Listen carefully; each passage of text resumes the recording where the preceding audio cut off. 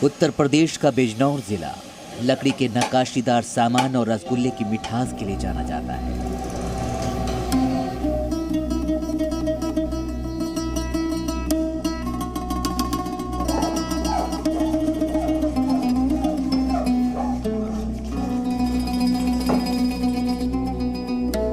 इस वक्त हम पश्चिमी उत्तर प्रदेश में खड़े हुए हैं। इस पूरे जो जिला है, जो विधानसभा क्षेत्र अगर देखा जाए तो बिजनौर के आसपास टोटल 8 विधानसभा क्षेत्र हैं और हम आए हुए हैं नगीना। तकरीबन आप बिजनौर से कुछ 32 किलोमीटर या 30 किलोमीटर की दूरी पे आएंगे तो आपको नगीना मिलेगा। और इस चौराहे को दिखाने की जरूरत क्यों आन पड़ी है? ये चौराहा, इसकी अपनी एक अलग पहचान है, इसका अपना अस्तित्व है और वो अस्तित्व है गुलाब जामुन से, जिसको यहाँ की लोकल भाषा में रसगुल्ला कहा जाता है। बिजनौर की जनता का चुनावी मूड जानने के लिए हम पहुंचे नगीना इलाके के मशहूर रसगुल्ला चौराहे पर। इस चौराहे पर रसगुल्ले की कई दुकानें हैं और हर दुकानदार का दावा है कि उनकी दुकान ही असली और पुरानी वाली है। काफी छानबीन के बाद हम रसगुल्ले की एक दुकान पर पहुंचे जो 1945 से इलाके के लोगों में मिठास बांट रही है। दुकान में कई लोग रसगुल्ले का लुत्फ उठाते दिखे। मिठास के बीच हमने लोगों से शहर के चुनावी माहौल पर चर्चा की।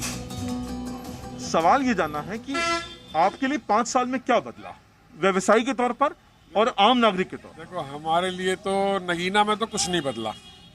नगीना में तो सपा की सरकार फेल है, क्योंकि यहाँ के जो विधायक हैं वो कुछ नहीं करते। समस्या यहाँ की सॉल्व हुई? यहाँ पे पानी, बिजली, सब कुछ है, सब कुछ है, सब कुछ है। पहले असुरक्षित थे, अब सुरक्षित हैं। अच्छा, हाँ, योगी जी के राज में सुरक्षित हैं। जो गुंडा राज था वो खत्म हुआ।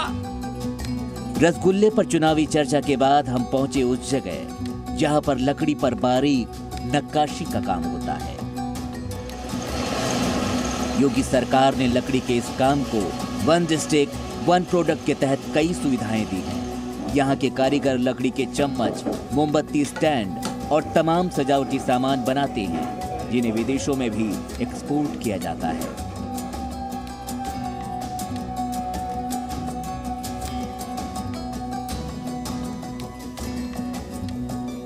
हालांकि लकड़ी के काम से जुड़े कुछ कारोबारियों ने ज्यादा टैक्स की भी दुहाई दी। वहीं कुछ चीन से आने वाले सस्ते सजावटी सामान से परेशान नजर आए। पहले हम इंडिया में भी काफी माल बेचते थे, तो वो इंडिया में अब नहीं बिक पाता, क्योंकि हम 5-6% मुनाफे के ऊपर तो हम काम करते हैं, उसके ऊपर 12% GST लग गया, तो आइटम हमारा महंगा हो गया। ये हम ये बात चाहते हैं कि एक तो लकड़ी के अंदर, लाइट के अंदर हमें छूट दी जाए। अच्छा। लाइट के जो हमारे यहाँ के रेट है ना, यूपी के, अभी यूपी के रेट बहुत ज़्यादा है लाइट के। कितना है, कितना आपको पड़ा? अभी हमारा जो है देखो थ्री फेज में है और हमारा लगभग 15,000 रुपये खर्चा होता है हर महीने। इस वक्त मेन समस्या यह है कि लोग जो एक तो काम नहीं चल रहा और ऊपर से बिजली की महंगाई इतनी है, तो लोगों का बजट बहुत खराब हो रहा है इससे। बिजनौर जिले में कुल 8 विधानसभा सीटें हैं। 2017 के चुनाव में बीजेपी इनमें 6 सीटों पर जीती थी, जबकि 2 सीटें समाजवादी पार्टी के खाते में गई थी। बात करें बिजनौर शहर की तो बीजेपी की शुचि मौसम चौधरी यहां से मौजूदा विधायक और एक बार फिर मैदान में हैं।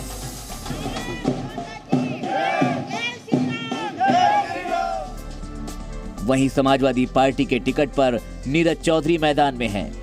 जी मीडिया से बातचीत में दोनों उम्मीदवारों ने अपनी अपनी जीत का दावा किया।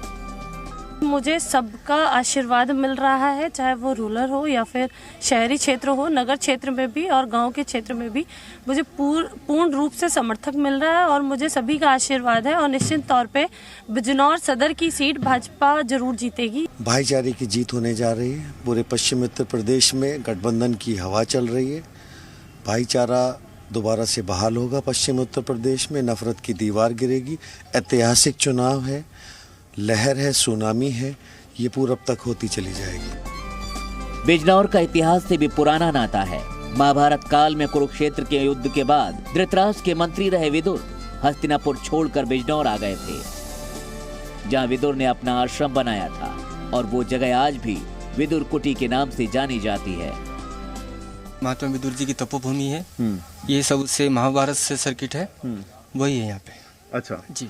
तो बथुए का क्या इतिहास है, भगवान श्री कृष्ण का क्या इतिहास है? ये यहाँ पे जब विदुर जी के पास भगवान श्री कृष्ण आए तो यहाँ पे उस समय बथुआ था कि यहाँ पे महात्मा विदुर जी ने भगवान श्री कृष्ण को बथुए का साग खिलाया, तभी से 12 मास यहाँ पे बथुआ उगता है। विदुर कुटी के आसपास रहने वाले लोग भी सियासी तौर पर जागरूक दिखे और विकास के पैमाने पर राज्य की योगी आदित्यनाथ सरकार की खूब तारीफें की। लोगों ने बिजली, बेरोजगारी, मुफ्त राशन और कानून व्यवस्था के मुद्दे पर भी अपनी अपनी राय रखी। गुंडागर्दी काफी थी हमारे यहाँ एरिया में। कई बोलते थे सरिया वाले आ गए, कई बोलते थे वो नेकर वाले आ गए। उन्हें वहां से मतलब कभी कुछ चुरा लिया, कभी कुछ चुरा लिया। अभी मैं यहाँ पास में एक दुकान के पास बैठा था, वो बोल रहे 5 साल में यहाँ से मेरी कील भी नहीं उठी। बिजली मिलती है? बिजली बढ़िया मिलती है। मेरा ख्याल का 18 घंटे बिजली आ रही है, जब पहले नहीं आती थी। पहले क्या हाल था? पहले 8 घंटे भी ना आती थी, 5-6 घंटे सही आती थी। ऐसा देखो सरकार कोई सी हो, हम तो पहले भी ऐसे थे और आज भी ऐसे। बिजनौर में दूसरे चरण में 14 फरवरी को वोट डाले जाएंगे और 10 मार्च को नतीजे आएंगे। Presenting B News app, available on Google Play and App Store. Download it now.